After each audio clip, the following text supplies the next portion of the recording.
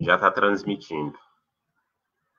Boa noite a todas e a todos. Eu sou Isaka, do coletivo, coordenador do coletivo Raízes, e eu gostaria de agradecer mais uma vez, em nome do coletivo Raízes, todas e todos que estão nos acompanhando e dizer que é um enorme prazer estar aqui mediando mais uma vez esse quarto sarau. Sim, gente, a gente está no nosso quarto sarau. É uma felicidade enorme. Eu sou muito grato, né, pelas pessoas que têm nos acompanhando e queria agradecer particularmente a você que vem nos acompanhando durante todo esse tempo. Para os próximos saraus que vão ter, né, eu gostaria de deixar aqui um convite especial, convide seus amigos, suas amigas, fala desse sarau, desse projeto lindo, e estamos no nosso quarto e ainda teremos mais 12 ao longo do ano e do próximo ano, né? Então, bom, esse sarau ela vai ser sobre, especificamente, vamos discutir sobre um romance, conversar sobre esse romance que se chama Desonra, do escritor sul-africano J.M. Coetzee. Uma curiosidade, né, sobre o J.M. Coetzee, ele foi agraciado Prêmio Nobel de Literatura em 2013 e ele é um dos 4 escritores africanos que recebeu Nobel de Literatura. Bom, além dele, né, tem a também sul-africana Nadine Gordimer, o egípcio Naguib Mahfouz e o nigeriano Wole Soyinka. Então, o continente africano tem aí seus 4 agraciados com o Nobel de Literatura ao longo da história. Bom, e mais uma vez eu gostaria de agradecer, né, a presença de todas e de todos que estão entrando aos poucos, nos vendo, esse sarau que a gente vem fazendo ao longo desses últimos meses. Uma outra recado, né, eu gostaria de agradecer, né, a Secretaria Municipal de Cultura, porque esse projeto foi financiado pelo Fomento à Periferia, né, pela 4ª edição, e deixar aqui o agradecimento do Coletivo Raízes com esse financiamento desse projeto que é extremamente importante para a comunidade africana, enquanto nós, como africanos, né, principalmente do coletivo, porque é um coletivo composto por 4 africanos e uma brasileira. Então, eu, Isaka, como eu falei no começo, sou do Níger, a Providence, que é de Senegal, e Isidro Saneni, que é de Angola, e a Lúcia Destinesa, que é também de Angola, e tem a brasileira, afro-brasileira, Juliana, que tem trabalhado conosco. Então, é uma equipe incrível, que tem feito um trabalho lindo, um trabalho sensacional, tem se esforçado muito de forma representativa para que os saraus acontecem, para trazer questões, temas, romances, escritores.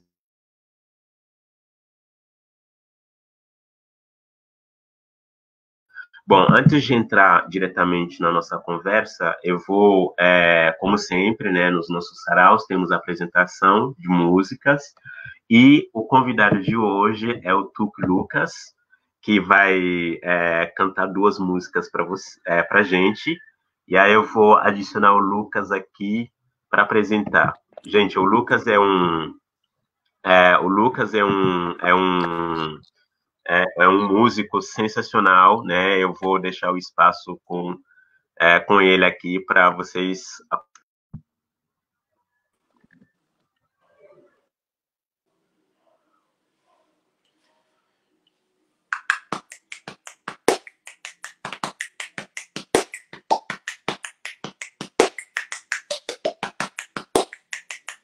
A casa grande é branca e branda como a seda, acolchoada e fina e nobre como a renda. Mas aqui fora reina a lei da reprimenda, da palmatória nossa paga, nossa prenda.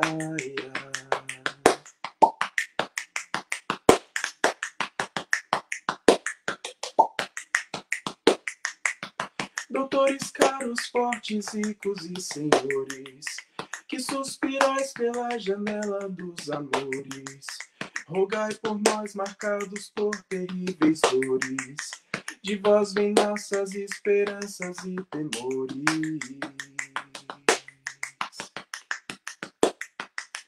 Os nossos corpos sendo mortos pouco a pouco, os nossos sonhos já desfeitos, todos loucos. A nossa vida é muito mais que uma fazenda.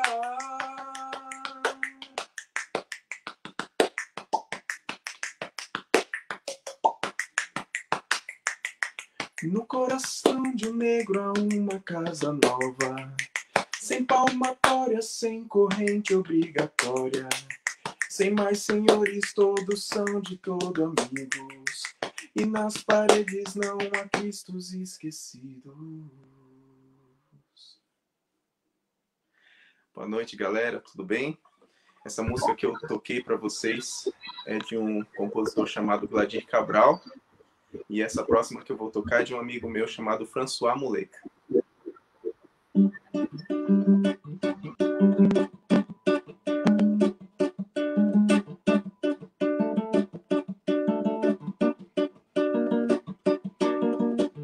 Ai, ai, ai, ai, ai, ai, ai.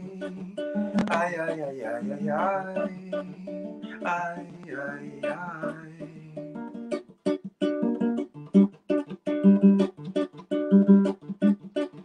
Esse menino é Jesus, do nascimento da luz, neto da preta e dos caras. O moleque é perito no jongo, tem um balanço de deixar tontos, todos na quadrona vazia. Ele sonha em ser doutor e hoje arrecada o valor vendendo seus picolés.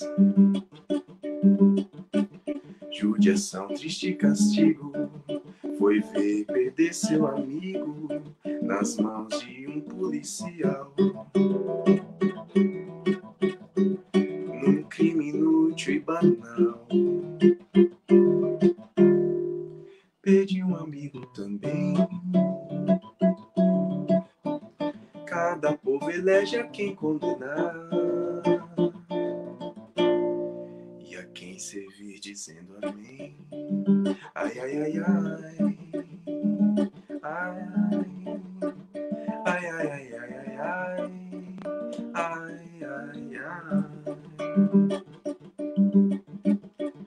E ali vai Gabriel, o mensageiro fiel do guardião da boca. Sobe o morro trazendo boas novas, beck do bom, pasta de coca, coxinha e pastéis de Belém. Num dia reencontrou Nero, filho de um tenor, descendo da condução. Foi flagrado nas circunstâncias pelo velho amigo de infância que entrou para a corporação. E naquela situação era matar ou morrer. Cada bala decide um destino. Pobre mortal diz amém. Ai, ai, ai, ai, ai, ai, ai, ai. Ai, ai, ai, ai, ai, ai, ai. Ai, ai, ai.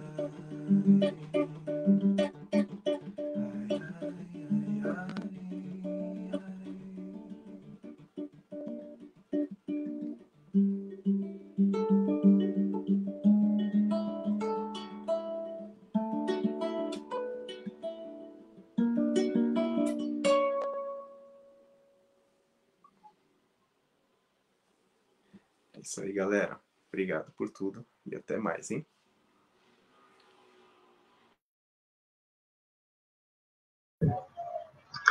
Muito obrigado, Lucas. Uma belíssima apresentação. Fiquei emocionado com as duas músicas. E eu queria que você falasse um pouco para as pessoas que estão nos acompanhando sobre você, sobre o seu trabalho. como que eles podem se encontrar, suas redes sociais, quem quiser entrar em contato com você. Esse espaço agora é todo seu. Maravilha, então. Bom, gente, para quem não me conhece, eu sou o Lucas, as pessoas me chamam de Tuque Lucas, por conta dos batuques que eu fiz aqui na primeira música, que se chama percussão corporal. Eu tenho um trabalho de percussão corporal, tem um grupo de percussão corporal chamado Tuque Boys também, e aí o Tuque vem disso. Eu tenho músicas no YouTube, se você digitar lá Tuque Lucas, você vai me encontrar. Se você também procurar no Instagram, @tuquelucas, você me encontra. Tuque é T-U-C, tá bom? T-U-C. E basicamente é isso. Estou aí tocando e compondo e cantando há algum tempo já. Acho que mais de 10 anos estou nessa correria. E estou lutando ainda para continuar. Muito obrigado mais uma vez. O Lucas ainda vai fazer algumas participações, né? Tem mais 2 músicas. Então, gente, se vocês quiserem ver mais apresentações dele, não sai daí. Muito obrigado mais uma vez. Agora a gente vai continuar com o nosso sarau. Vou chamar as nossas debatedoras da noite, né? Que eu vou adicionar elas aqui para a gente já começar a nossa fala. O Gil aqui. O Gilson. Estou aqui. Bom, enquanto o Gilson vai entrando, eu vou apresentar a professora Romilda, né, que é a nossa convidada. A Romilda é formada em História, ela é doutora em História pela Universidade de São Paulo. Ela é feminista e também professora. A Romilda é uma das pessoas que eu mais admiro, conheço há bastante tempo. Quando ela prontamente aceitou o nosso convite, eu fiquei extremamente contente, feliz, porque é uma pessoa que tem um domínio assim muito grande, gente. Vocês vão ver o desempenho da mulher quando fala, é impressionante. Mas o Gilson, né? O Gilson também, o Gilson é antropólogo, ele é professor do IFRN, que é o Instituto Federal do Rio Grande do Norte. Ele é cientista político e, falei já, né? Ele é doutor em antropologia. Bom, cientista social, essa cara. Oi? Cientista social. Cientista social e doutor em antropologia. Temos convidados, gente, que estão muito bons, estou muito animado com esse debate. Como eu já falei no início, a obra vai ser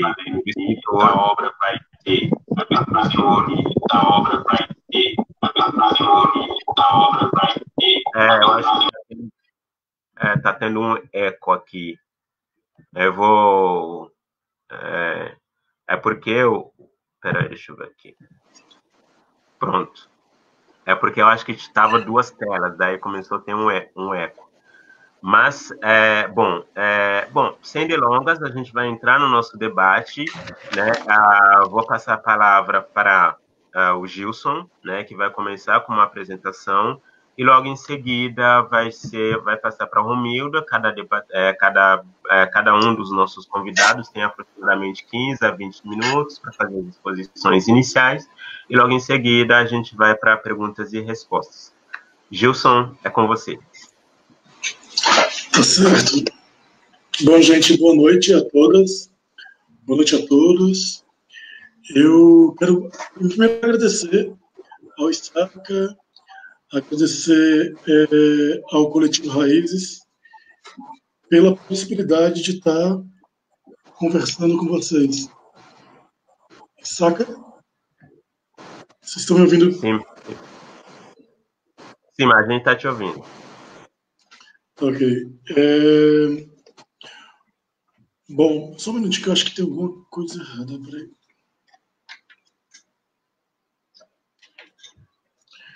Eu acho que você está com 2 telas. Eu posso... Peraí, deixa eu ver aqui. Agora dá certo. Isso, pronto. Tá me ouvindo? Agora está certo. Okay. Tá, estamos te ouvindo. Desculpem o problema técnico agora. Vamos lá. Primeiro, agradecer pela oportunidade e dizer que toda abordagem que eu tenho escolhido fazer, né, nos últimos poucos anos, no final das contas, né, ela passa sempre pelo lugar dos corpos. Né? Quem é este corpo que está falando? O que ele comunica socialmente, historicamente, culturalmente, nesse sentido. Então, eu acho que o primeiro ponto é isso. Tipo, de um tempo para cá, e muito pouco tempo para cá, né, eu não tenho conseguido, né, nem numa conversa de bar, nem num momento como esse, falar que não seja a partir de um pensamento interseccional. Né? Sobretudo a partir das mulheres negras, que vem construindo já há décadas a teoria interseccional. Né? E quando eu penso teoria interseccional, eu penso mesmo quando algumas intelectuais não utilizam este termo, né? Como a Lélia Gonzalez, ao falar em americanidade. Então, eu acho que o primeiro ponto é dizer isso, e dizer que, enquanto cientista social e antropólogo, fico muito feliz pelo convite também, porque, sobretudo a antropologia, dentre as 3 áreas das ciências sociais, ela estabelece um diálogo bastante profícuo, bastante importante, né, com a literatura. Né? E, por consequência da própria formação acadêmica, só nos últimos poucos anos, isso quer dizer, no doutorado para cá, né, é que essa literatura e também a teoria com a qual a gente vem trabalhando, ela é uma teoria, como eu diria, negra, também africana e tal. E aí, por isso eu queria começar dizendo que o Coetzee, o autor do livro Desonra, né, que qual a gente vai estar conversando, eu acho importante dizer que ele é um homem branco, né? Ele é um homem branco. E aí eu conversava com o Issaka sobre isso. E por que isso é importante? Porque, por exemplo, até bem pouco tempo, qual era o grande autor africano que eu, Gilson, conhecia? Era Mia Couto. Né? Recentemente, uma amiga ficou decepcionada ao descobrir que Mia Couto era homem e branco. Né? Ela achava que era uma mulher negra. E aí a gente vai conversando. Ok, existem africanos brancos. Eles estão lá por uma história colonizadora. Né?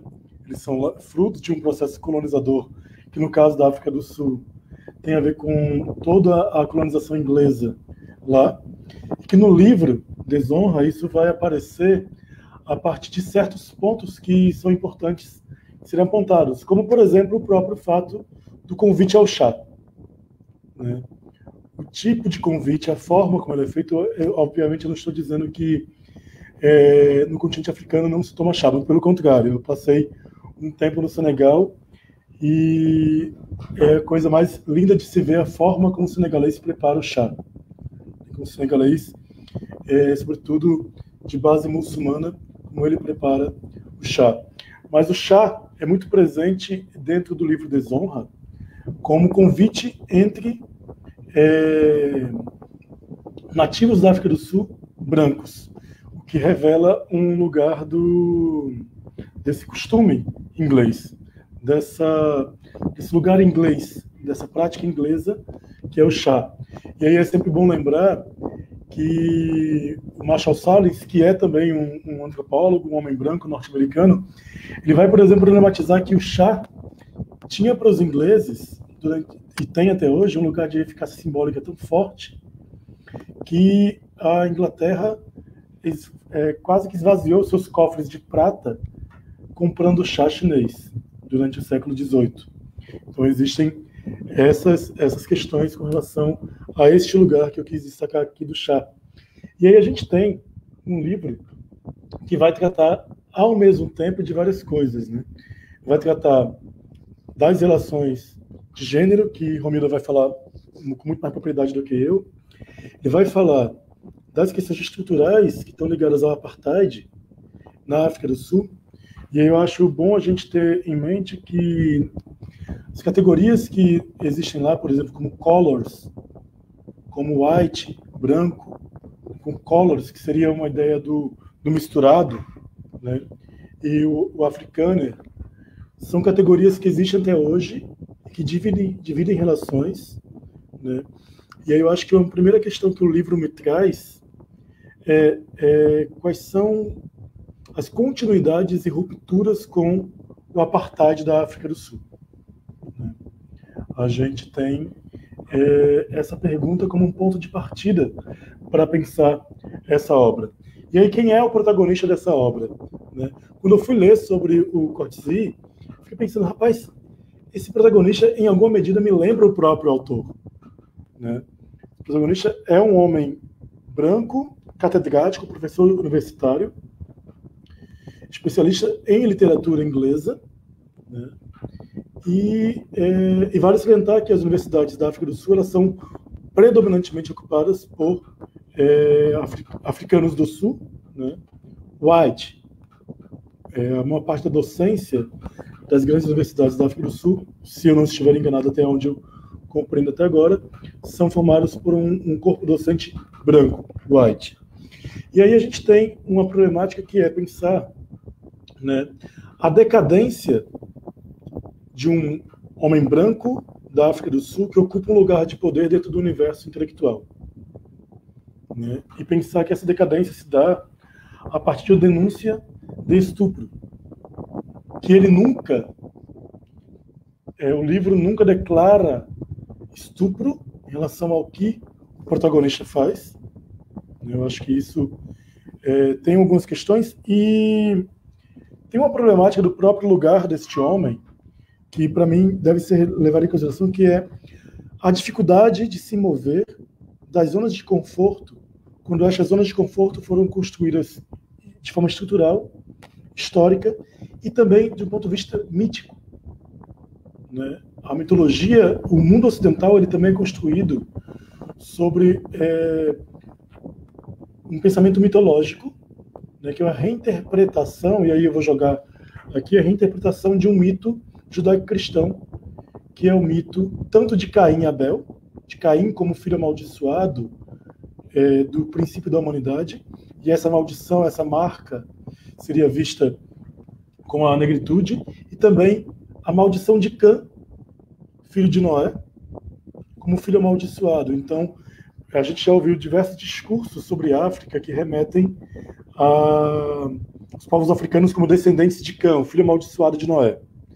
E aí a gente tem uma estrutura, né, uma historicidade e uma mitologia que sustenta aquilo que o Akin Mbembe chama de o mito que se tornou dogma da superioridade da branquitude em relação à negritude, dessa supremacia branca. E o Lurier, que é o nome do protagonista, David Lurier, da obra, ele parece corporificar na sua figura toda essa estrutura, essa historicidade, essa cultura e essa mitologia que sustenta a ideia de supremacia branca. E aí, quando eles se vê no direito de usar do seu lugar de poder, tudo isso está junto com ele ali. Só que, ao mesmo tempo, a gente tem um outro lugar. Todas as vezes que ele se refere às pessoas negras dentro do livro, elas são feias. Sobretudo as mulheres. Ele vai retratá-las como feias, como cabelo de tal jeito, e assim por diante. E aí, ele vai se refugiar depois de todo o escândalo, porque quando eu coloco a dificuldade em se mover, é porque quando a gente pensa em relações de poder, a gente pensa que quem ocupa os lugares centrais em uma estrutura, ele tem dificuldade de se mover nessa estrutura porque ele sempre esteve no centro. E o Lurier, ele corporifica isso. Ele, por exemplo, há uma tentativa da universidade em protegê-lo, né, constantemente, que não é novidade, nem aqui no Brasil, nem em lugar nenhum, que certos grupos sejam protegidos e vistos como intocáveis, mas é importante pensar o que o Lurier significa dentro disso, né? A minha questão aqui quando os sujeitos, quando as subjetividades são símbolos de uma estrutura, de uma hegemonia, como que a própria estrutura se move para protegê-la? proteger aquele símbolo corporificado numa pessoa, né? E aí, por que eu digo isso? Porque quando o Lurier sofre uma denúncia, né, ele é chamado diante de um grupo interno, de uma comissão interna que vai julgá-lo. Só que espera-se dele um tipo de comportamento que ele não oferece. Um tipo de pedido de desculpas, de arrependimento. E neste não arrependimento dele, ele vai falar: querem que eu peça desculpas quando eu não sinto que errei? Né? E aí fica essa pergunta: que dificuldade é essa, mas ao mesmo tempo, que proteção é essa? Né? O que se está protegendo quando se propõe? Não, nós estamos querendo lhe ajudar. Né? E ele nega toda essa ajuda em nome de um orgulho que diz respeito não só ao lugar branco, mas diz respeito a uma geração. A gente tem vivido no Brasil, por exemplo, um momento em que grandes intelectuais têm vindo a público para reconhecer que erraram a mão e foram racistas, por exemplo. Mas o Lurier não faz nada perto disso. Né? Ele vai justificar suas ações com base nas suas leituras de mundo, com base na ideia de uma natureza masculina, com base na ideia de uma liberdade, né, do desejo. E aí ele vai e ele se torna, né, e aqui eu vou trazer um outro autor para pensar esse diálogo, que é o Agamben, o filósofo Agamben. Quando Agamben pensa, a ideia do homo sacer. O homo sacer para Agamben, que é o que me parece, muitas vezes, que o Lurier se torna, ele é alguém, o homo sacer é um conceito romano, do direito romano, de alguém que comete um crime, mas não tem como ser julgado, não tem uma pena específica para ele. E ele pode andar pela cidade, ele pode andar, mas ele vai ser achincalhado por onde ele passa, porque ele agora é um homo sacer, é alguém indesejado.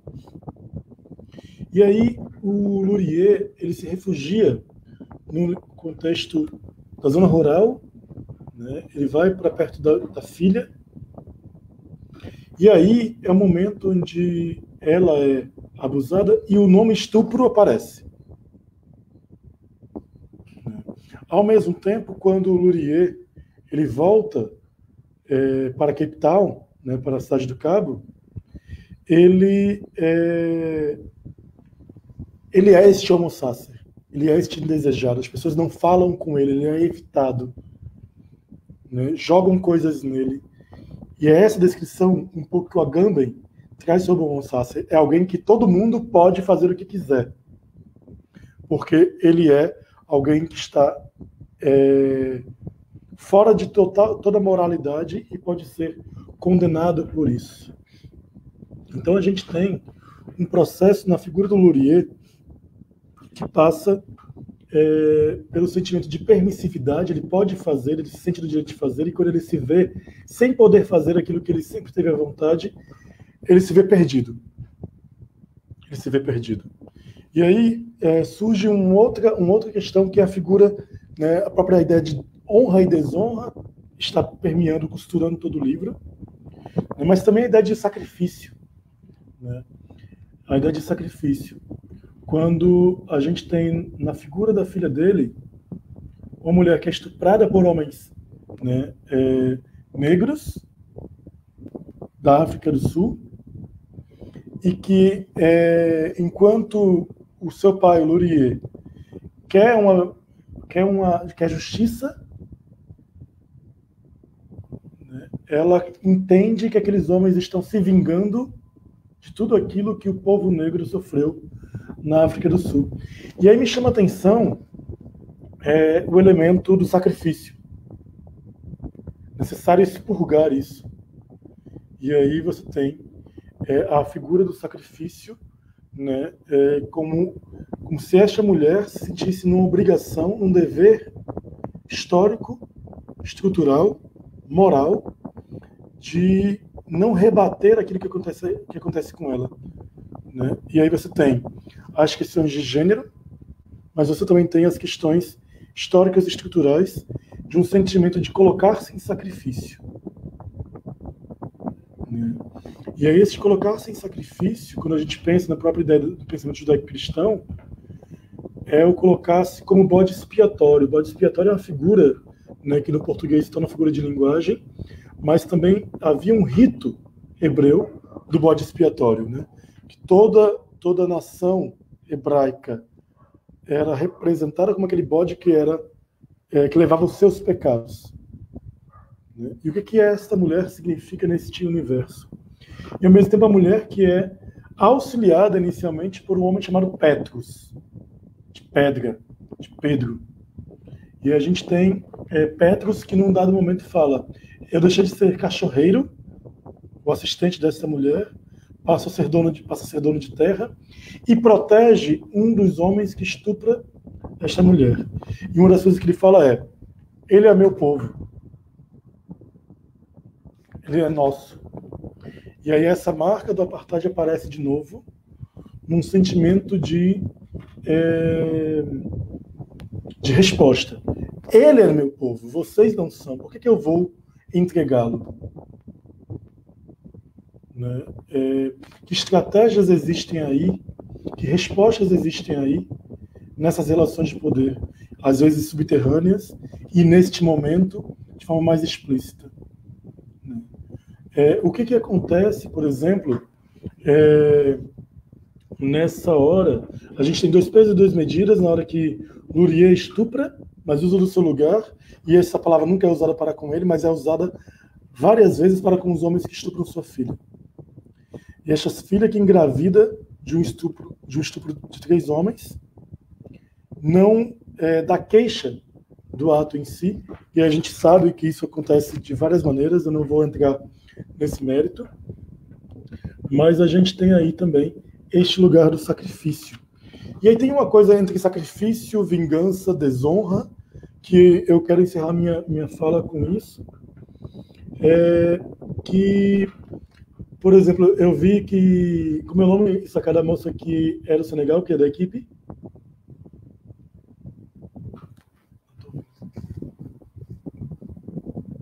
Você está sem microfone. A moça do senegalesa. Do Senegal é a Providence. A Provence. E aí eu fiquei... Se você falar alguma besteira, por favor, me corrija. Mas existe uma coisa sobre esse lugar do dar o troco, né, que eu não conheci outros países africanos, a não ser o Senegal e a Guiné-Bissau, né?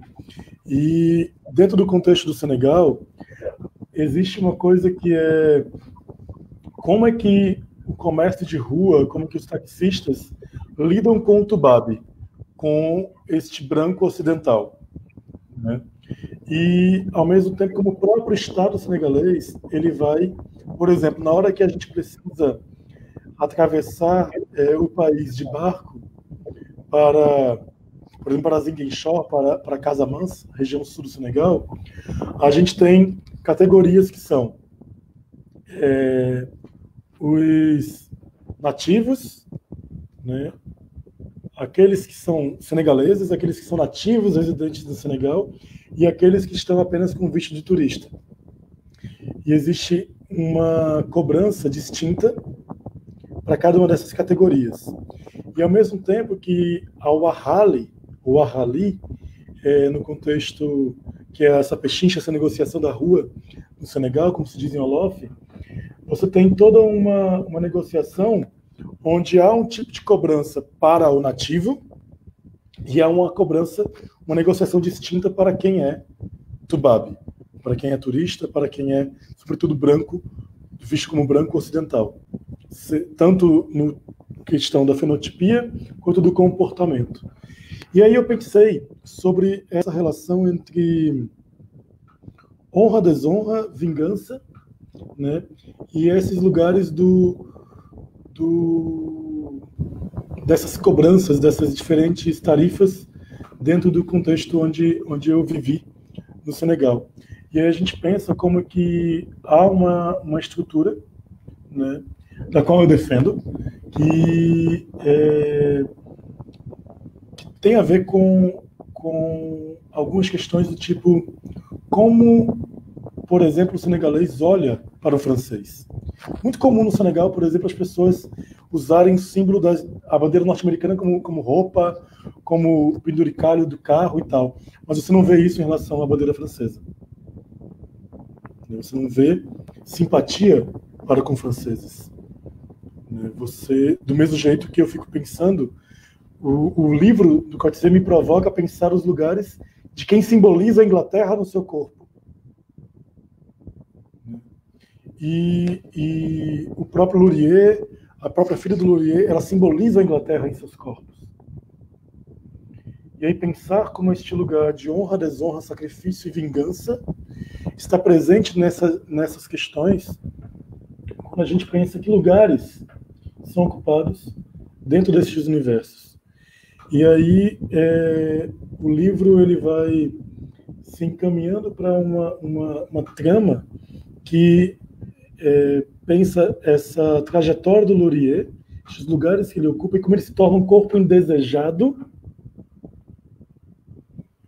a partir de uma ruptura geracional. Ele já não pode fazer algumas coisas para as quais ele se sente no direito. Ao mesmo tempo, há uma reação na figura destes homens, do próprio Petrus, que é uma reação contra aqueles que simbolizam a colonização, que simbolizam o apartheid. Então, o livro ele tem muita coisa para ser pensada, muita coisa para ser vista, mas eu devo dizer, por último, que eu comecei a ler o livro sem ir atrás de quem era Coetzee em termos étnico-raciais. Só que, lendo ele, eu fiquei naquela, não, esse homem só pode ser um homem branco da África do Sul. E a escrita dele me traz isso, e quando eu vou vê-lo, não, é isso mesmo.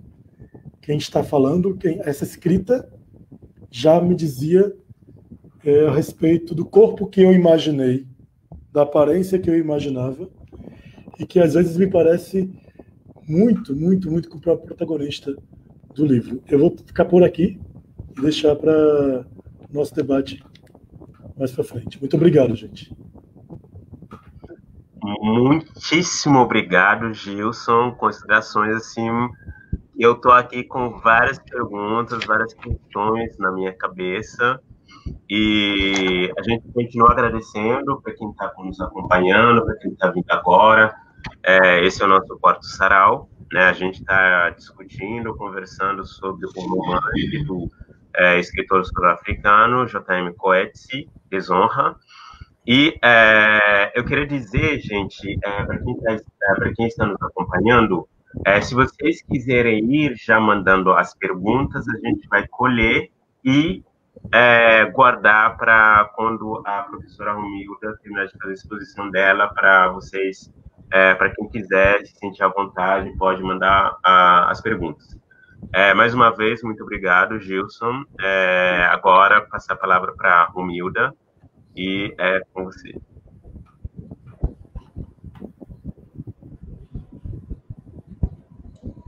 Boa noite a todos e todas. Eu quero agradecer imensamente o convite do Coletivo Raízes, e em especial a figura do Issaka, que foi o contato direto. Eu quero agradecer, enfim, parabenizar a fala do Gilson. Também aprendi muito. É uma leitura antropológica interessante que realmente me trouxe uma série de... enriqueceu muito a leitura que eu tinha feito até então. E isso é muito interessante, né? Você pensar quem lê a obra e o olhar, né, a chave interpretativa que cada um assume, um antropólogo, uma historiadora, mulher, né, feminista, como isso traz, a gente termina se concentrando em elementos que o outro, de repente, não enxerga, e eu realmente aprendi muito, viu, Gilson? Foi muito interessante a sua leitura. Eu vou pedir permissão para vocês para retomar algumas questões da história em si. Um momento. Ai, desculpa. Da história em si, me desconcentrei aqui. Antes disso, eu quero dizer o seguinte: para minha alegria de estar participando desse encontro, ela é grande também porque eu não sou alguém da área de literatura, entendo muito pouco de literatura africana, então eu sinto que, enfim, eu sou muito mais uma consumidora e uma admiradora. Eu li, na época que eu estava fazendo história, a obra do Chinua Achebe, O Mundo se Despedaça. Depois também tive contato com a Chimamanda, recentemente sendo indicada por um coletivo, né, de escrita feminina, Mulheres de Escrita, que tem até a Lívia que está acompanhando a discussão. Eu tive a sugestão de uma obra, Adeus Gana, que comprei, mas ainda não tive tempo de ler, e quero muito ainda ler essa obra. Então, é isso, o meu lugar de fala é de alguém que é muito mais uma apreciadora da literatura africana e definitivamente não sou grande entendedora. E eu li a obra interessante, né, essa coisa da pronúncia, Coetzee, eu como li o tempo todo pronunciando Coetzee, eu vou usar essa pronúncia, e aí se realmente, eu já ouvi várias, já ouvi pelo menos umas 3, então eu vou usar Coetzee, ok? Bem, eu quero retomar alguns elementos da narrativa, né, que descreve esse personagem, o David Lurier, para chegar em alguns pontos que eu quero, né? O Gilson já nos trouxe uma série de elementos, mas eu gostaria de colocar outros para pensar questões relacionadas à discussão de gênero. O Lurier, e até mesmo para, de certa forma, inteirar quem não conheceu a obra, não leu ainda a obra, e trazer essas pinceladas para que vocês se sintam estimulados a lê-la. O Lurier, ele é um homem, 52 anos, e que ele está vivendo uma série de crises, entre elas uma crise de meia-idade. E ele, o Gilson já comentou, a gente percebe que ele é uma figura que ele está ali com problemas em vários aspectos da vida. Um desses, essa coisa de lidar com essa idade que ele já encara, na minha opinião, ainda é muito jovem, o personagem tem 52 anos, mas ele já se defronta com essa coisa de sentir-se envelhecendo. E aí, as estratégias que ele vai encontrar para lidar com isso, elas são interessantes. Ele teve 2 casamentos, no plano da vida pessoal, ele teve 2 casamentos, esses casamentos redundaram em divórcio, um desses casamentos resultou a filha, que é essa personagem que já foi citada, e ele entende que a vida dele, no caso, né, no âmbito sexual, também está bem resolvida, porque ele tem um encontro semanal com uma mulher, com uma prostituta, a Soraya, que é uma mulher também muito jovem. Esse é um detalhe interessante, né, que a gente já começa a pensar. Ele procura uma prostituta que é muito jovem, embora depois ele vai descobrir que ela tem uma vida, ela tem filhos, e ele se relaciona com ela uma vez por semana, às tardes. Esse detalhe de ser às tardes, a gente vai entender o porquê. Um dia, o que é interessante na obra é que ela tem alguns pontos de virada. E um desses é exatamente esse momento em que ele, por acaso, encontra essa mulher, que é com quem ele está resolvendo as suas questões sexuais. Ele encontra com ela na rua e ela está acompanhada dos filhos. E aquilo ali causa um constrangimento para ela, porque, enfim, ela queria que as coisas estivessem muito bem separadas. E ali também a gente já vê uma mostra da personalidade do Lurier, porque ele tenta persegui-la, Depois ele coloca um detetive atrás dela, que termina descobrindo o nome, o endereço dela, o telefone, e ele começa a assediar essa mulher. Então, essa história de assédio, ela se repete 2 vezes. Por quê? Pelo menos ao longo da narrativa, né? Ela acontece 2 vezes. Tá reverberando aqui para mim. Mas, enfim, ele chega ao ponto de ligar para a casa dela e ela fala: você está me assediando na minha casa, por favor, pare. A partir desse ponto, há uma ruptura, né? E ele termina se envolvendo com essa menina, com a Melanie. E é interessante, o autor, o Coetzee, ele coloca, e o Gilson até tocou nesse ponto, porque tem um trecho que ele cita o seguinte, como se fosse uma reflexão, né, do Luria. Essa menina, ela é assediada por ele, ela vai até o apartamento, e ali ele termina enredando, e ela termina cedendo. Uma atitude passiva, ela não consegue escapar daquilo, e ele coloca da seguinte forma: estupro não exatamente, mas indesejado mesmo assim, profundamente indesejado. Então, a partir desse momento, desse assédio constante, tanto no ambiente universitário, ela começa a ter problemas psicológicos e ela se afasta da aula e ele sente que alguma coisa está errada. E é o momento que ele comete esse outro ato que vai lhe trazer problemas, né? Porque ele coloca uma nota para essa menina, ele abona essas faltas, só que logo depois esse caso toma proporções de escândalo. O caso toma proporções de escândalo e é esse momento que ele é chamado, a imprensa vai cobrir o caso, enfim, vai até a universidade e causa um constrangimento tão grande que é o momento que ele é convocado por essa comissão.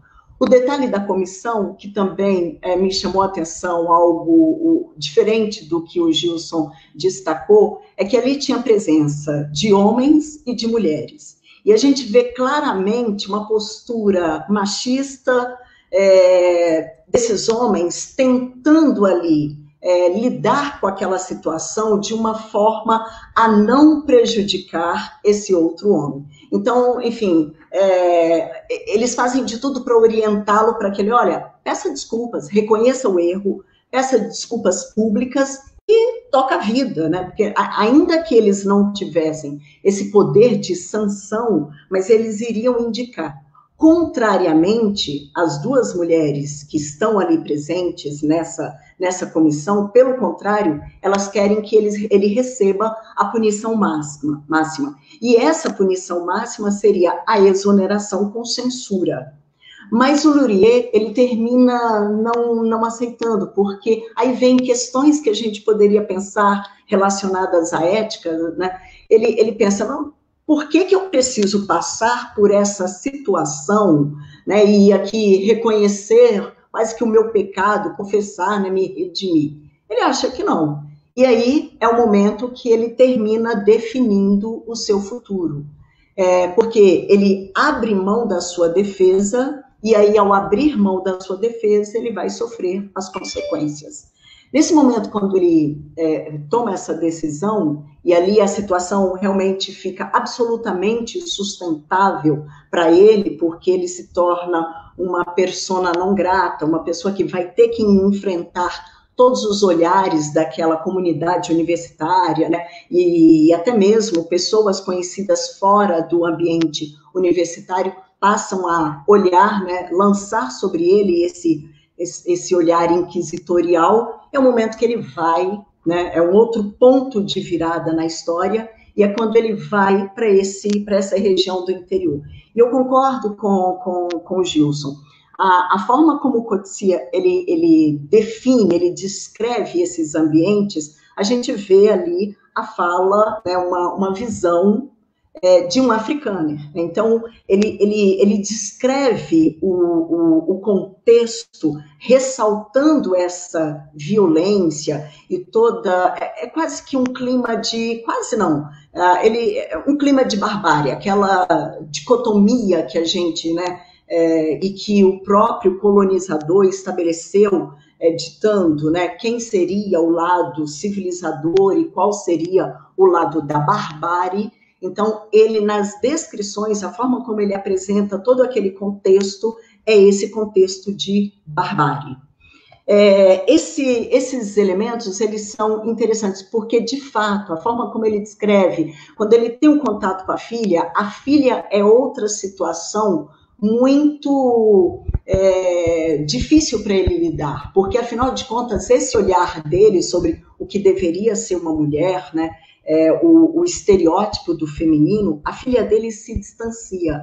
Ela é uma mulher que já deve ter uns 20 e poucos anos, ou não sei, próximo aos 30, o corpo dela já mostra, tem uma forma que não é definitivamente aquela que ele aprecia, e tem um trecho que ele comenta, olha, que incomodava muito ver esse tipo de mulher que não fazia o mínimo esforço em aparentar bonita. E, enfim, ele olha a filha como aquilo que definitivamente ele não esperava. Lésbica, sem preocupações com esse estereótipo do feminino, uma colona sólida, né, ali envolvida, ele que era um homem urbano, e ela totalmente entrosada com o ambiente rural. Cultivava flores, aos sábados ia para a cidade vender essas flores, e ali auxiliada pelo Petrus. E essa figura do Petrus realmente é bastante interessante. É uma figura misteriosa e que depois a gente vai ver que ele tem um papel fundamental para o desfecho dessa história. Eu vou tentar aqui dar uma adiantada para falar sobre... para me concentrar um pouco mais sobre essa outra virada, quando acontece essa cena de violência, porque, de fato, é impactante. Esses três homens chegam ali naquele ambiente, a primeira ação que eles tomam é assassinar os cães, que ali naquele momento eram algo que oferecia um tipo de proteção para Lucy, né, porque eram cães de guarda. Então eles assassinam os cães. Depois eles também praticam violência contra o Laurier. Ele termina desacordando durante algum tempo, e eles jogam, né, um combustível sobre ele. A intenção era incendiar, mas depois a gente descobre que as queimaduras foram mais superficiais, a orelha teve um ferimento mais grave. E aí vem a parte mais difícil, né? Porque, de fato, como o Gilson já ressaltou, essa mulher ela passa por um estupro coletivo, né? E isso é muito complicado, e penso que vale a pena a gente pensar essa escolha dela. E aí a gente tem que pensar elementos da cultura, elementos... Eu, como alguém, né, que faz essa chave interpretativa a partir do gênero, eu penso que ler essa parte é quase que um soco no estômago, porque a gente fica muito indignada com essa decisão dela de não denunciar, de não levar à frente, porque ela faz a denúncia do roubo, mas ela se nega a levar isso à frente. E ela coloca, num dos momentos na conversa com o pai, ela fala, olha, em outro contexto, em outro lugar, isso poderia ser entendido como algo público, né, que poderia tomar uma dimensão pública. Aqui é algo pessoal. E o que é mais louco é saber que ela também engravida, depois a gente fica sabendo que ela engravida de um desses estupradores.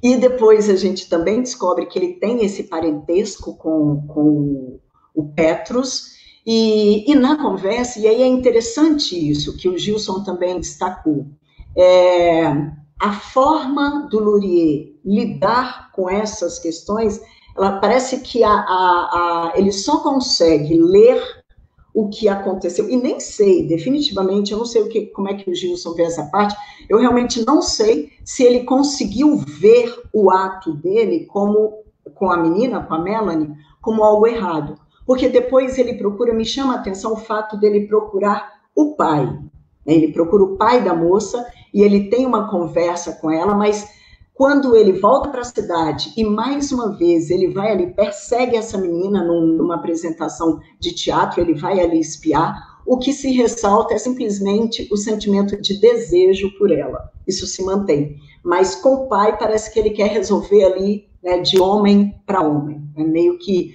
tentar justificar o que aconteceu. Mas o detalhe, voltando, né, à coisa do estupro, né, dessa gravidez que resultou do estupro, especialmente eu imagino que nós, mulheres, quando lemos esse trecho, a gente fica, de fato, querendo entender, mas aí é o que nós temos falado, eu acho que precisam outros elementos, né, ligados à cultura, porque quando o Coetzee, ele fala, e aí como africano, ele destaca essa violência praticada pelos negros, naquele momento do pós-apartheid, há que se pensar todo o contexto histórico de violência que essa negra vivenciou desde o momento ali do século XVI, né? Depois, durante o século XIX, isso vai se acentuar, as dificuldades, né, as limitações que eles tiveram, e aí a questão da terra também, a importância que a terra tem naquele momento, na figura do Petrus, isso é bem representado, né, ele quer ampliar essa quantidade de terras que tem, e principalmente aí vem essa questão, para eles, para o contexto ali daquele povo, e aí pensando esses dois elementos, né, de gênero, né, a visão machista, ver uma mulher sozinha, que nessa leitura deles precisava ter uma proteção, o Petrus fala claramente que ela precisava, que não era certo uma mulher solteira, decidir ficar ali na terra e que ela precisava de alguém que o protegesse. E aí vem um outro detalhe interessante, porque ela tem essa consciência, e pensando as tensões raciais, ela tem a consciência que não bastava ser um homem branco, teria que ser um homem negro. E aí é o momento que ela se rende e ela apresenta a possibilidade de um acordo com Petrus. Ela aceita, ela quer ficar, essa é uma questão que ela não abre mão, ela quer ficar ali, embora o pai apresente uma série de possibilidades, as relações entre eles ficam muito tensas, ele se dispõe a ajudá-la a ir para a Holanda ou para qualquer outro lugar com o dinheiro que ele tinha como reserva, e ela se nega, ela quer ficar ali. Isso, para mim, é bastante interessante, acho que a gente precisa prestar atenção. Ela decide ficar e ela entra em acordo com Petrus, colocando a seguinte condição: ela cederia a parte da terra, mas ela queria ficar com a casa, queria ficar ali com a casa e, é claro, ter o seu corpo preservado, porque ela tinha absoluta consciência que naquele contexto ela corria o risco, e isso é interessante pensarmos, que seja nesse contexto descrito ali da violência pós-apartheid, como em qualquer outro, né, nas guerras ou em outras situações, o corpo da mulher é utilizado, né, nesse momento de buscar submeter essa mulher, colocar essa mulher no poder. Então, no seu lugar, corrigindo. Então, ela tem consciência de que se ela ficasse ali naquele ambiente, ela tinha esse risco de sofrer novamente violência sexual, de pagar o pedágio dessa forma. Então, eu fico ali bastante balançada, sabe, para A Lucy é uma figura que me intriga bastante e que me exige, eu como, né, uma mulher feminista, me intriga muito, mas eu penso que a gente tem que pensar esses elementos da cultura e, né, históricos e o que terminam levando ela faz uma leitura do que é aquele contexto, do que é aquele ambiente, e ela entende que a saída seria essa. Bem, eu penso que eu fico por aqui, depois a gente pode destacar alguns trechos da obra que eu acho interessantes e as dúvidas também. Tá bom, gente? Desculpa se eu me excedi e muito obrigada. Não, tá, foi ótima, excelente a sua fala, mais uma vez, a exposição da professora Romilda. As pessoas já começaram a mandar perguntas, daí o que a gente costuma fazer? A gente vai aguardar um pouquinho para receber mais perguntas, enquanto isso, vamos chamar o Lucas para fazer mais uma apresentação de uma música, e daí a gente volta para responder as perguntas que foram feitas e entra na discussão, que eu estou com algumas perguntas também, espero que dê tempo, mas eu achei as duas falas excelentes, vocês estão de parabéns. Daí, daqui a pouco a gente volta, vamos chamar o Lucas aqui. O Lucas está ali. Voltei, galera. Essa próxima música aqui, eu compus ela e ela fala um pouco sobre a influência indígena e a influência africana que a gente tem aqui em São Paulo.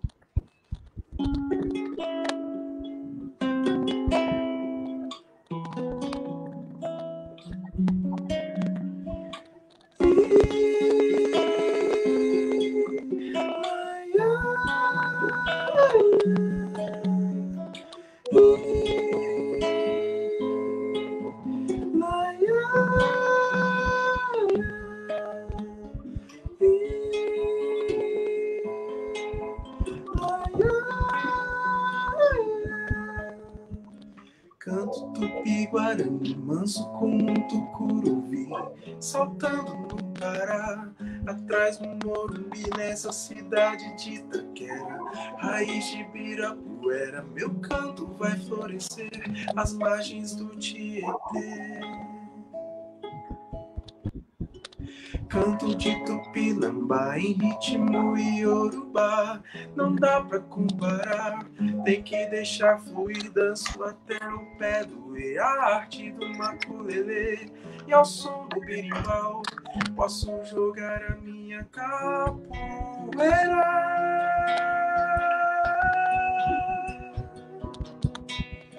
Dança de se esquivar.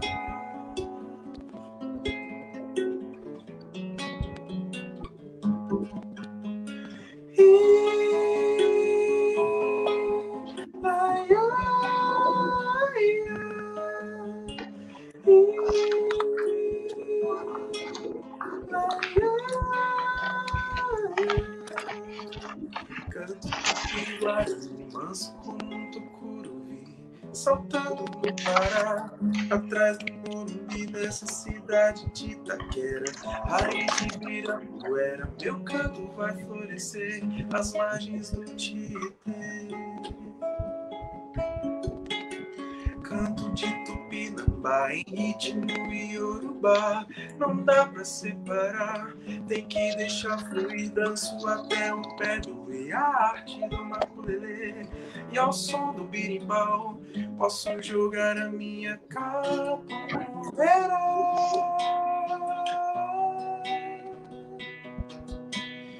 Dança de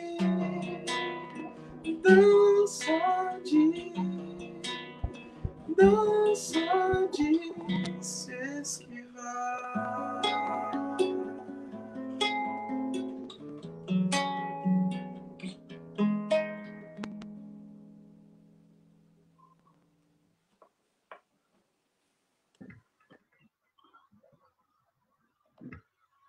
Muito obrigado mais uma vez, Lucas.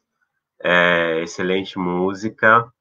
A gente vai voltar agora com Romilda e Gilson. Temos aqui algumas perguntas, espero que dê tempo de fazer todas, né? A gente pode fazer rodadas de perguntas, né? As perguntas que eu recebi aqui, elas não foram direcionadas, então imagino que são perguntas, como eu posso dizer, perguntas gerais. Daí, fiquem à vontade, quem quiser, para responder uma pergunta.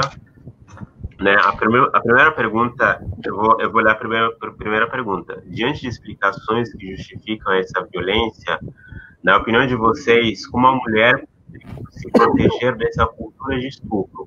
E que mensagem pode deixar para as mulheres que vivenciaram algum nível de violência e desrespeito dessa ordem?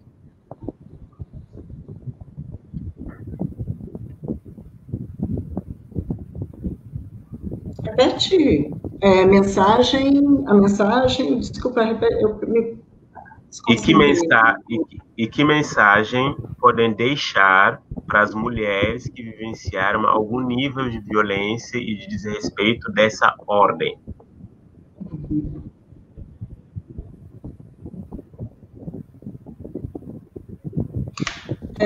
Eu penso o seguinte, nós vivemos, a gente viu aqui uma descrição de uma situação que envolve, né, um contexto histórico de violências múltiplas, né?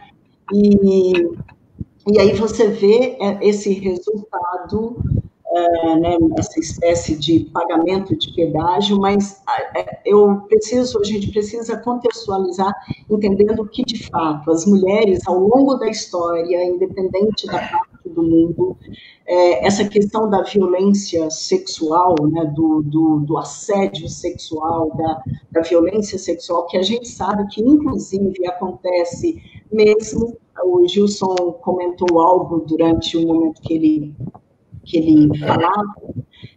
A gente precisa, inclusive, discutir, né, essa categoria, o que é o estupro, porque, infelizmente, a gente sabe que nós somos frutos de uma sociedade machista que legitima toda e qualquer a violência praticada contra as mulheres. Então, penso que é fundamental que a gente fale mais sobre isso, e a gente vê muita resistência em vários setores, né, sejam os setores religiosos, ou não, que isso não tá restrito, mas é uma sociedade que tem uma cultura machista, que alimenta uma cultura de estupro, e eu penso que o que a gente precisa, especialmente em relação a essas mulheres que são vítimas de estupro, enfim, exigir que sejam oferecidas redes de apoio para que essas mulheres não se sintam desamparadas e entendam que precisam continuar se submetendo a essa ou aquela situação. Então, essas redes de apoio, elas são fundamentais. Penso também, Isaka, acho que você não citou o nome da pessoa que perguntou, então eu me esqueci, mas eu acho que a educação, né, uma educação antimachista, agora já me distanciando, né, da mulher vítima de violência sexual, eu acho que nesse sentido eu respondi que ela precisa se sentir acolhida, ela precisa entender que a culpa pelo estupro não é dela, então isso precisa ficar muito claro para as mulheres, mas não adianta você colocar o foco somente nessa mulher. Eu acho que isso é fundamental, né, nesse sentido, né? Eu penso que, além desse apoio, e esse apoio ele se estende em várias frentes, né? Por exemplo, hoje a gente vê sendo fechadas, ou então virando espaço para colocar sofazinho rosa, né? Para dizer que as delegacias das mulheres continuam existindo, mas elas terminam com o tempo, dentro dessa lógica, né, uma política que não reconhece que as mulheres, elas são vítimas dessa cultura machista, né, e dessa violência sexual cotidiana. Então, eu penso que, além disso, de amparar essa mulher, seja por meio de redes de apoio, né, de psicológico, ou então, enfim, exigir o cumprimento de leis que amparam, né, que punem verdadeiramente. Acho que seria fundamental a gente também pensar na educação, né, dessa sociedade que, quando veio, né, uma parcela muito significativa ainda, que quando vem mulheres sendo vítimas de violência sexual, ainda fazem uma das primeiras perguntas, mas que roupa que ela estava, onde ela estava, o que ela fez para merecer, sabe? Então, eu penso que isso é muito terrível. A gente precisa bater muito nessas questões e isso passa principalmente pela educação, né? Enfim, as novas gerações desconstruir essa leitura machista que vai principalmente por esse caminho, ou primeiramente por esse caminho, né, de estabelecer a culpa da violência sexual sofrida para essas mulheres.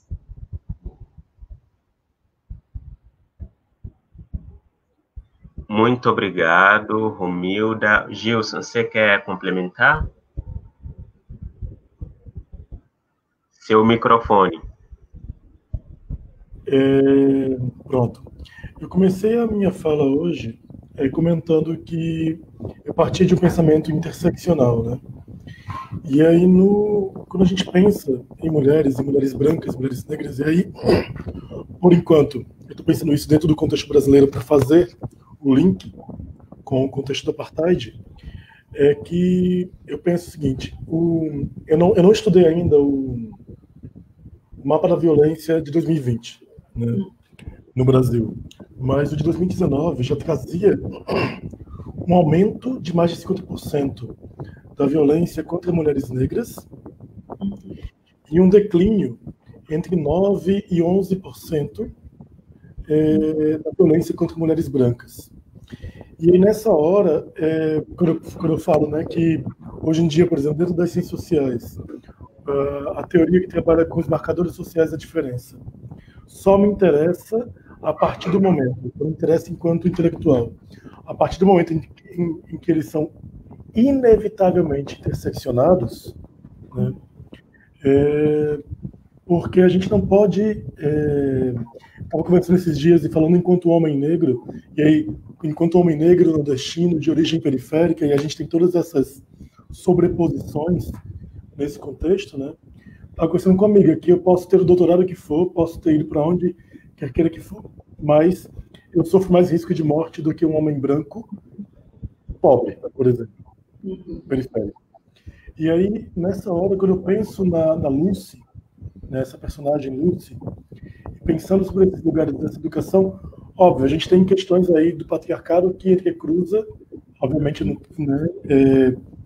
entrecruza homens negros, homens brancos, que entrecruza mulheres negras, mulheres brancas e tal, e que vai desencadear pesos distintos a partir desses entrecruzamentos, dessas encruzilhadas, né? Porém, quando eu penso a figura de Lúcia, a gente tem, sim, como foi colocado pela Luana Vaz, né, nos comentários, que essas situações do se calar diante da violência, que a gente tem um ponto aí que precisa ser sempre destacado, que existe, além da mulher ser... Porque, assim, o direito romano parte da ideia de que você é inocente até que se prove o contrário. É o indúbio pro réu. Porém, existem grupos que, quanto mais afastados de uma corporeidade hegemônica, mais indúbio contra réu, quer dizer, você está errado, você está culpado até que se prove o contrário, vai acontecer. Então, com as mulheres acontece isso, com a população negra acontece isso, né, de uma reação de colocar em dúvida aquilo que a gente tem a dizer. E aí, nessa hora, a gente também precisa pensar sobre este lugar. O Fanon vai dizer, né, que desejo por este corpo que o homem negro tem, por este corpo feminino branco. Né? Como isso pode ser pensado dentro desse crime de estupro, dentro do contexto que o Coetzee está descrevendo, está, né, nos apresentando, né, de uma mulher sozinha, ela é a mulher colona, como foi colocado pela Romilda, ela é exatamente isso, né? Ela é uma colona, ela não é apenas uma campesina, ela é uma colona, né? Porque na hora que o Lurie descreve, ele descreve que antes dela ser a proprietária daquele espaço, ela fazia parte de uma comunidade de jovens, né? E essas comunidades que no Brasil, por exemplo, a gente pode observar muito facilmente, por exemplo, quando a gente sobe a serra o Vale do Capão, né? na Serra Baiana. Né? E você tem grupos de jovens brancos que se reúnem e formam uma comunidade extremamente fechada, diga-se de passagem, uma comunidade alternativa, que era muito parecida com o que a gente percebe no livro, quando o Lurie descreve a comunidade que a filha dele participava, até que que ela se torna proprietária dessa terra. E aí eu faço a ponte entre aquilo que eu descobri indo ao Vale do Capão, né, na Serra Baiana, quando a gente pensa o seguinte, um morador, um nativo da Serra, ele vai me dizer assim, olha, Gilson, aqui existem os nativos, os alternativos, né, e ele mesmo vai dizer os nativos de outro lugar, né, e os gringos, que os alternativos trouxeram para cá. Então você tem uma comunidade que ela representa tudo isso ali, né?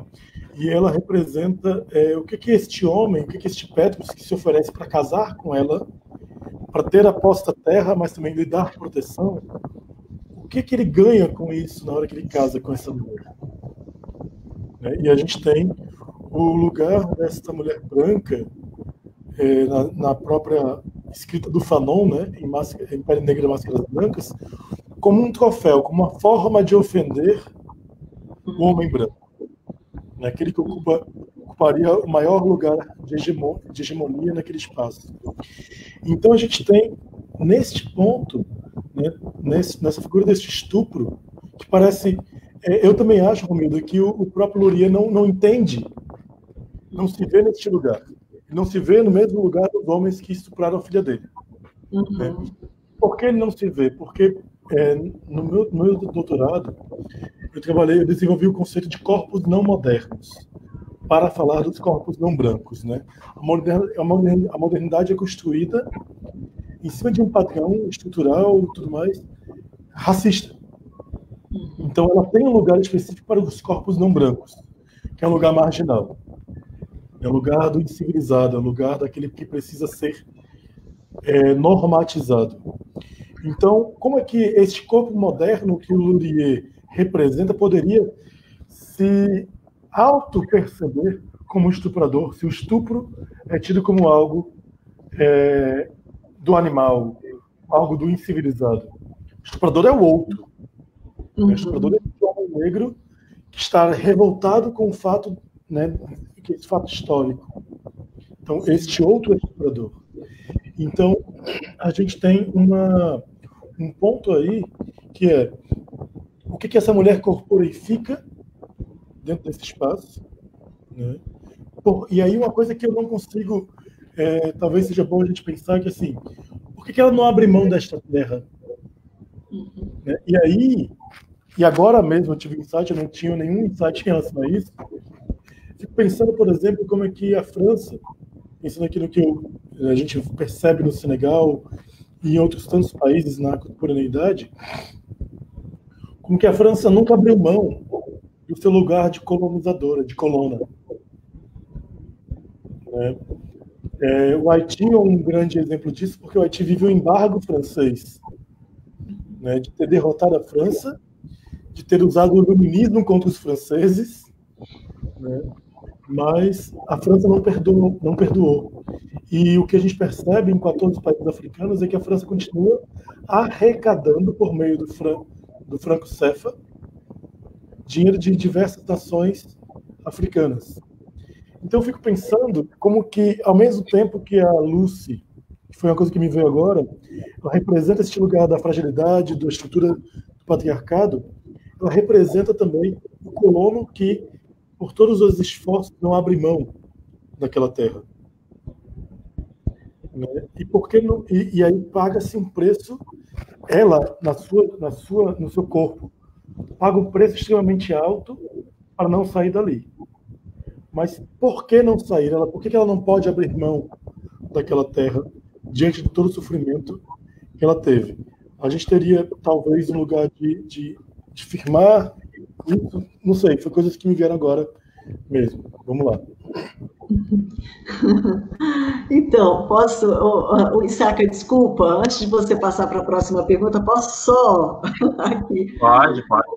Não, eu não, eu acho interessante o seu insight, acho que é uma coisa que a gente precisa mesmo considerar, pensando ela representando esse colonizador branco, mas para mim, sabe, Gilson, naquele momento, eu penso que quando eu fiz a leitura, eu fiquei considerando muito mais, por exemplo, a gente analisando como esses colonizadores, todas as estratégias jurídicas, a importância da terra para aqueles homens que estavam ali para aquele povo que estava ali, né, enfim, querendo ter a sua terra, o direito à terra, coisa que historicamente lhes foi negado, porque se a gente for analisar as leis, desde o momento da colonização, quando a África do Sul se torna um Estado nacional, foram criadas estratégias jurídicas para impedir que aqueles homens tivessem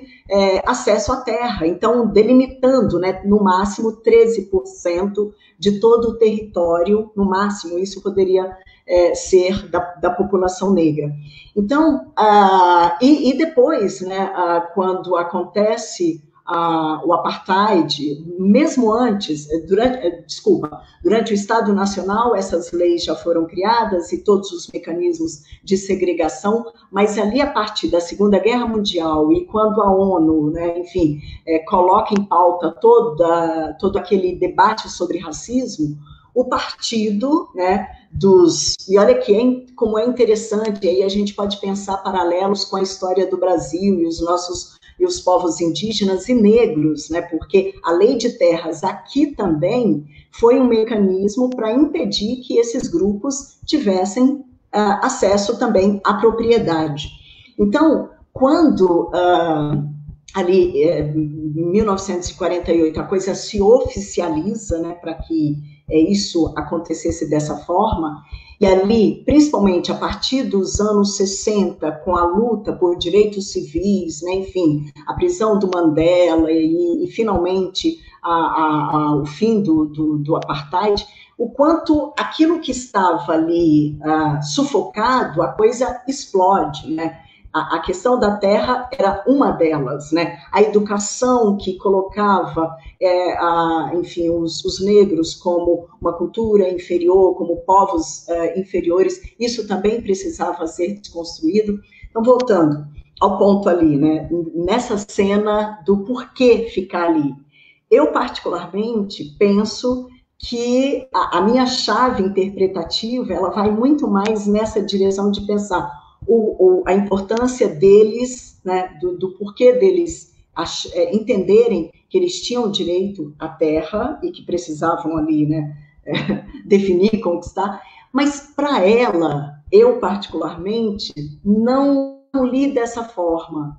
Ela abre mão, tanto é que ela abre mão da terra, do resto da propriedade, e ela quer ter direito, e aí vem, é claro, uma leitura feminista, ela quer ter o direito de escolher a vida que ela quer ter, que ela sai do espaço urbano e ela vai ali para a zona rural, cultivar flores, vender flores, né, viver daquela forma. Então, para mim, está em jogo muito mais isso que é tão negado também às mulheres, que é o direito de ter a vida que elas querem, que elas escolheram, né, de, enfim, estou sozinha, quero viver aqui. Agora, é claro que ela teve que ceder um pouco, e nesse sentido foi abrir mão dessa parte da terra e ter direito a ter a vida que ela escolheu, ficar ali naquele lugar que ela escolheu e ter o seu corpo preservado. O preço que ela teve que pagar foi esse, né, de ceder a terra, que era o que esse outro queria. Mas é interessante pensar essa possibilidade que você apresenta também.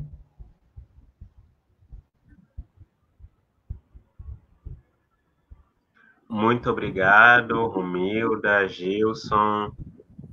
Eu vou colocar uma outra pergunta que fizeram. Gente, eu acho, surpreendentemente, as pessoas mandaram várias perguntas. Não sei se vai dar tempo de responder todas, mas eu vou exibir a próxima na tela. Né, a pergunta foi direcionada para o Gilson, né? Como trabalhar o livro Desonra na periferia? Existem elementos que identificado na sociedade brasileira? Quais são esses elementos? Bom, a pergunta é muito boa.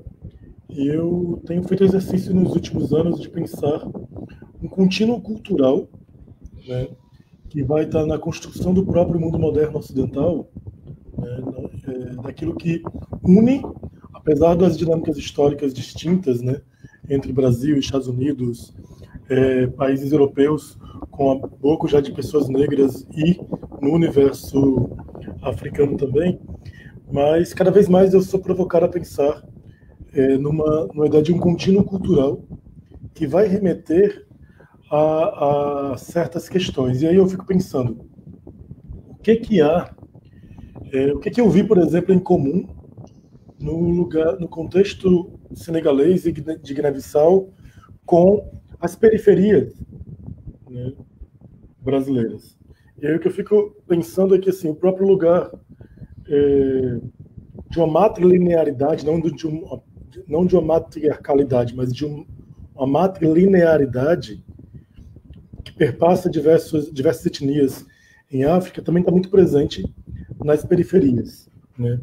As grandes mães em África são muito semelhantes às grandes mães, às avós pretas, as mães pretas nas nossas periferias. E aí, pensando no livro, o que eu fico observando é o seguinte, né? Existe uma lógica, ao mesmo tempo, de um desejo. Eu percebo essa vingança, né? Esse desejo de uma vingança, de um dar o troco, né? Muito grande. A gente aprende no contexto periférico a usar do amedrontamento como estratégia de lidar com, ainda que de forma subrepetícia, ainda que de forma, às vezes, subterrânea, de lidar com uma hegemonia, né? Existe aí, como pensar para mim, né? Essa pergunta ela já me fez pensar uma gama de coisas. Eu penso que este lugar da centralidade, né?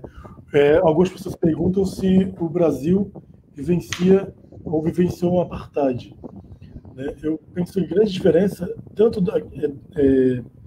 aqui no Brasil nunca se teve uma lei, né, teve enquanto escravidão, né?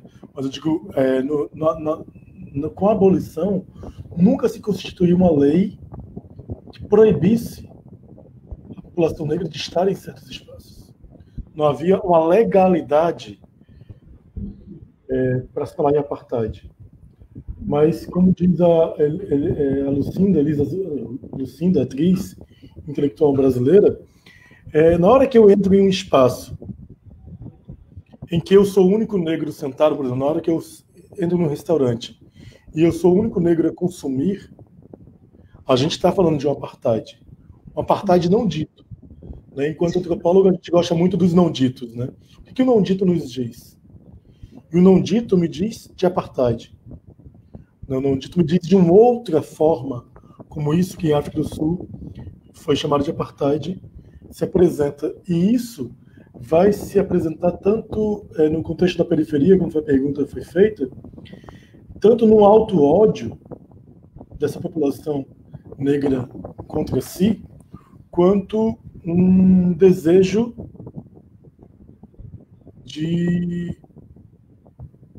mesmo que por meio, fazendo um uso do próprio título do livro, mesmo que por caminhos desonrosos para uma perspectiva hegemônica, seria, por exemplo, o lugar do tráfico, né? mas que por estes caminhos ter aquilo que nos foi tirado.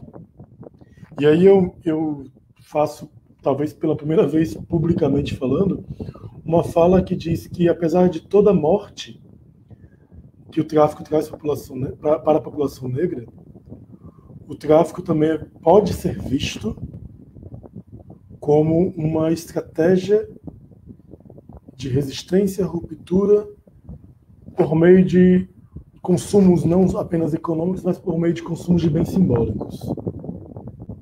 O que este garoto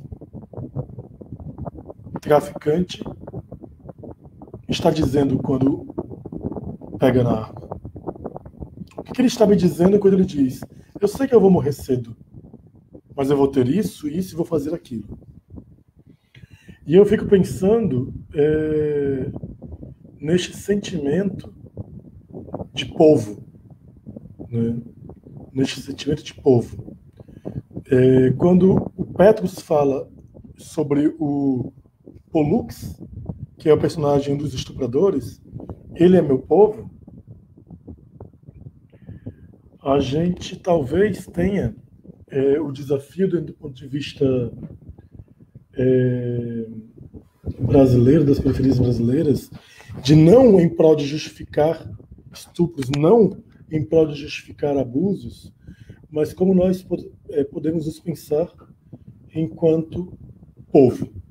Talvez haja contínuos culturais aí, mas uma diferença é que os povos em África, né, as diferentes etnias ainda se compreendem enquanto povo. A população negra brasileira vem construindo cada vez mais isso, o que Abdias Nascimento chama de quilombismo, este aquilombamento, mas falta a nós, em alguma medida, um sentimento de povo. Né? Talvez até o apartheid em África do Sul também construiu grupos de resistência dos povos originários muito fortes. O movimento negro norte-americano também se fortaleceu porque existiram leis que denunciaram de forma muito direta essa divisão. Né? No Brasil isso não aconteceu. E a gente percebe, apesar de tudo, eu sou um otimista em relação ao que vai acontecendo em relação à população negra na contemporaneidade, porque eu sou um otimista quando eu vejo que o aumento da violência contra o povo negro brasileiro também tem a ver com uma reação conservadora em relação aos passos, ainda poucos, que essa população vem dando. Mas que quando a gente olha para trás, uma cena como essa que nós estamos vendo agora, 2 homens negros e uma mulher branca falando, não aconteceria com a mesma liberalidade há muito pouco tempo. Então a gente tem um processo aí que remete à construção de um sentimento de povo, esse quilombismo, que talvez seja os pontos que eu consiga enxergar logo de cara com relação a como que a obra pode trazer de contribuição. Porém, o sentimento de povo que é construído dentro do livro, na figura da fala do Petrus, ele justifica outras violências. E não é disso que nós estamos falando. Porém, a gente precisa pensar como que a violência colonialista, ela vai gerar consequências, ela vai gerar anseios de violência, né? E o Fanon vai dizer, né? A violência é a linguagem que o colono conhece. Então a gente precisa pensar sobre essa simbologia dessas violências também. Né? E aí, Romilda, fico pensando em como, dialogando com o Fanon, em como o estupro à mulher branca, ela de fato gera uma ofensa no Laurier, que para mim me parece além do fato dela ser filha dele. Aquele corpo não é um corpo que pode ser violado. Né? Aquele corpo deveria ser protegido. Só que aí me vem que você tem uma sacada muito boa quando ela afirma na sua agência onde ela quer ficar. Porém, me soa muito cristã do ponto de vista do sacrifício, a solução que ela encontra para isso. Né? Porque ela fala, eu farei o que for possível para sustentar essa escolha. Ela coloca as coisas nesses termos. E aí me parece uma coisa do lugar, eu vou ficar aqui, eu quero ficar aqui, mas eu coloco uma coisa, eu me coloco num lugar de sacrifício. E ao mesmo tempo, por último, eu paro de falar aqui, me lembrou muito a ideia de Estado robesiano. Eu abro mão da liberdade em prol de segurança. Né? E ela parece muito corporificar nessa decisão esse lugar também. Porque ela vai querer ter paz. Né? E a promessa robesiana é isso. Né? Você abre mão de liberdade para ter paz e segurança. É isso. Gente, a nossa discussão está ótima. Eu não sei se a professora Romilda quer complementar, fala, fazer um comentário referente a... Não? Então, está sem áudio. Não, eu acho que a fala do Gilson foi perfeita. Eu realmente não teria nada a complementar nesse momento. Muito boa mesmo, aprendi muito. De fato, a pergunta foi muito boa, porque acho que é isso, a gente tem que pensar possibilidades, né? Dar significados, de que forma que essa obra pode ser aproveitada no nosso contexto, e eu achei brilhante o que ele nos trouxe. Gente, muito obrigado. Estamos chegando, infelizmente. Tem algumas perguntas que a gente não vai conseguir fazer. Bom, agora a gente vai ter um momento que é sorteio, né? A Juliana vai entrar para falar de como que vai funcionar, as pessoas, como que é o sorteio, as pessoas que já mandaram os nomes. E aí depois vai compartilhar uma tela, né, para fazer o sorteio ao vivo. Vou colocar a Juliana. Boa noite, pessoal. Que alegria, que prazer estar aqui participando com vocês, vendo a animação, as perguntas, depois desse bate-papo tão profundo, tão incrível e tão necessário. Chegamos agora para uma parte mais leve, mais animada, que nós vamos falar quem vai ser o nosso ganhador da obra Desonra, que estaremos sorteando hoje. Você que escreveu o seu comentário, teve o seu nome incluído no sorteio, e nós vamos agora continuar com esse projeto de doação de livro para incentivo à leitura. E aí, mais uma obra tão necessária para o seu currículo de leitor. Pode rolar a roleta e nós vamos aí torcer, cruza os dedos, para que você seja o vencedor ou a vencedora.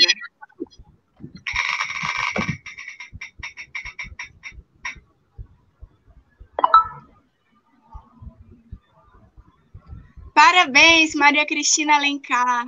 Parabéns, nós estaremos entrando em contato com você ao longo da semana para pegar o seu endereço e confirmar o envio para que você receba essa obra na sua casa. E boa leitura! Obrigado, Juliana. Parabéns, Maria Cristina Alencar. E, bom, a gente vai nos caminhamentos finais já, né, da nossa apresentação. Mas antes disso, como prometemos, eu queria saber, né, se vocês que fizeram a apresentação têm alguma consideração final, algum comentário, alguma coisa a acrescentar. Realmente foi, de fato, uma conversa brilhante, com exposições, assim, não à toa, eu tenho uma admiração muito grande pelos dois, né, e foram realmente considerações muito significativas, eu tenho certeza que as pessoas que acompanharam a nossa conversa gostaram bastante. Aí eu queria saber se vocês têm algum comentário, se vocês têm alguma consideração final a fazer. Eu posso, Gilson, primeiro? Por favor. Obrigada. Isaka, eu novamente quero reforçar meu agradecimento. Para mim foi muito produtivo. Eu gosto de estar nesses contextos em que eu sinto que eu estou aprendendo, e eu aprendi muito. Para quem está assistindo, fica um incentivo, né? Procurem ler os autores africanos. Penso que nós, no Brasil, vivemos um momento bastante favorável, e eu espero que isso também não sofra retrocessos, né? De passarmos a ter contato com esses escritores, com essas obras, e acho que vale a pena, né? A literatura, ela, especialmente em tempos como esses, ela já é um ponto que nos liberta, de certo modo, dessa realidade tão cruel, né? E, enfim, ler sobre autores africanos, né, contextos que têm conexões com a nossa história, então isso ganha ainda muito mais sentido. Então, fica o meu incentivo para que as pessoas procurem, né, leiam. Com certeza que a gente posso dizer que a gente só ganha, né? Muito aprendizado. Obrigada. Gilson. Não, eu só tenho a agradecer também. Né? Eu acho que a troca é sempre muito importante e de um aprendizado, acho que uma coisa que eu aprendi durante, né, a estadia no Senegal é que a percepção, a compreensão teórica da literatura enquanto obra teórica, no sentido tal qual qualquer outro antropólogo, qualquer outro sociólogo, qualquer outro historiador, as obras literárias em África são obras referenciadas com o mesmo peso. Com o mesmo peso que obras de intelectuais de outras áreas que não a literatura.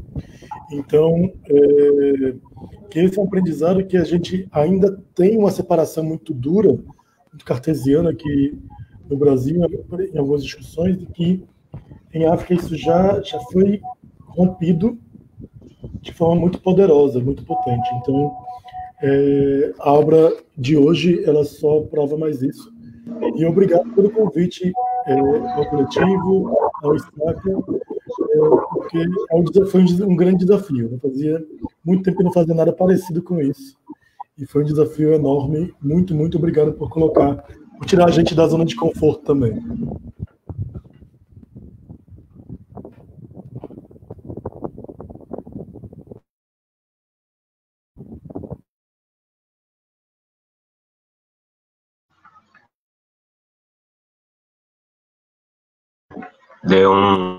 Cortou aqui a minha internet, mas voltou. Bom, muito obrigado mais uma vez, Romildo, Gilson, e de fato esse projeto, né, o projeto África na Literatura, que foi contemplado pela Secretaria Municipal de Cultura, é justamente um projeto que tenta fazer esse trabalho, né, de trazer escritores, escritoras de diferentes países que abordam diversos temas, né, por exemplo, o tema que foi brilhantemente debatido aqui hoje, que tem a ver com o estupro, que tem a ver com as consequências do apartheid dentro da sociedade sul-africana,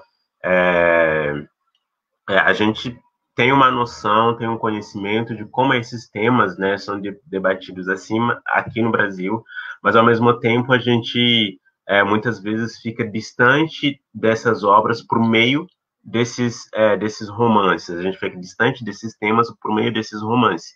E o romance, né, a importância de discutir uma obra literária é justamente essa, a gente tem uma outra chave de leitura, uma outra perspectiva, uma outra análise, né, análises que muitas vezes eles nos permitem fazer várias, né, a gente acompanhou muito bem a Romilda, o Gilson, que trouxeram chaves interpretativas diferentes a partir das suas experiências, a partir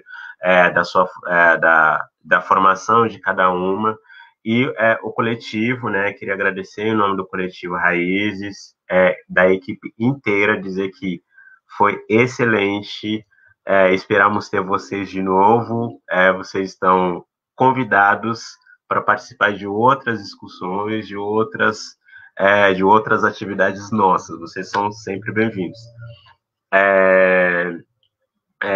Bom, agora a gente vai para momentos finais mesmo.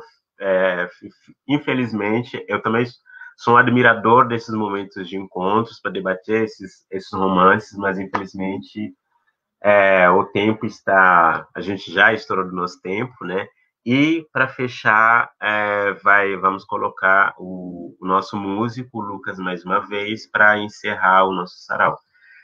Mas antes disso, claro, não vou me despedir sem agradecer a todas as pessoas que mandaram comentários, que fizeram elogios destinados aos nossos convidados, ao Gilson, ao Romilda, ao Lucas, que apresentou 3 músicas lindas.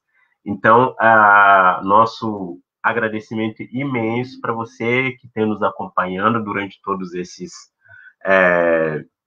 durante esse tempo. E aqui eu deixo um outro convite, que daqui 2 semanas, no dia 27, a gente vai ter um outro romance, que é simplesmente um dos melhores romances já escritos, que é O Menino Fulá, de nada mais, nada menos do que Amadou Ampateba. Né? Então,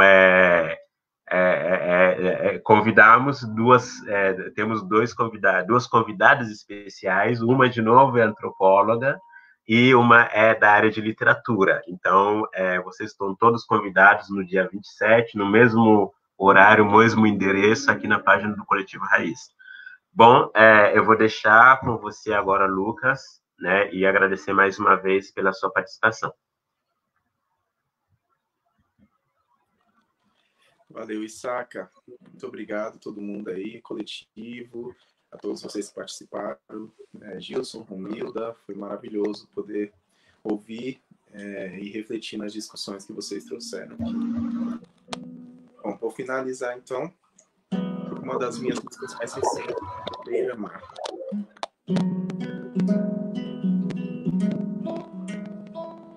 Nada que passou foi em vão. É só mais um ciclo que fechou. Lembre-se que todo dia é uma chance de recomeçar. Guarda dentro do teu coração toda a bela história que ficou. Lembre-se que toda vida é motivo para celebrar. Por isso eu vou juntar os meus amigos e esquecer os compromissos que me impedem de viver. Eu vou olhar pro infinito e agradecer a Deus por isso enquanto vejo o sol nascer. Na beira da fogueira, na beira-mar. Na beira da fogueira, na beira-mar.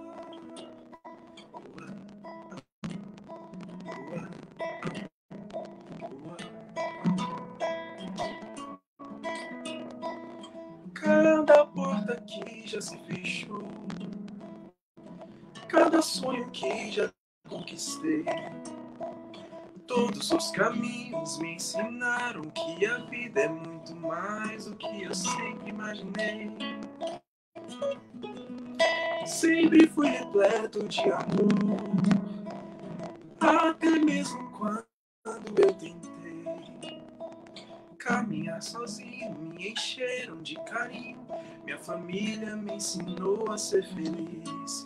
Por isso eu vou juntar os meus amigos e esquecer os compromissos que me impedem de viver. Eu vou olhar pro infinito e agradecer a Deus por isso enquanto vejo o sol nascer.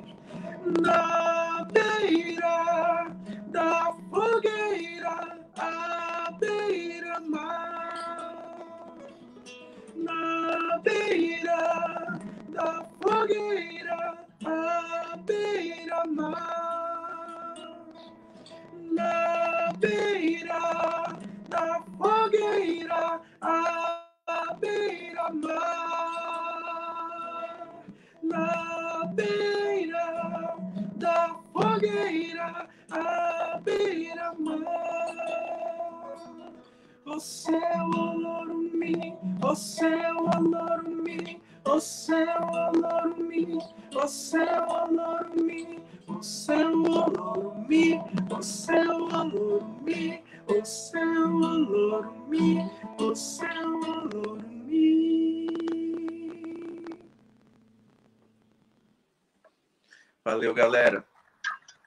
Valeu, muito obrigado. É isso, com isso, essa bela apresentação, encerramos o nosso sarau e até a próxima. Tchau, tchau.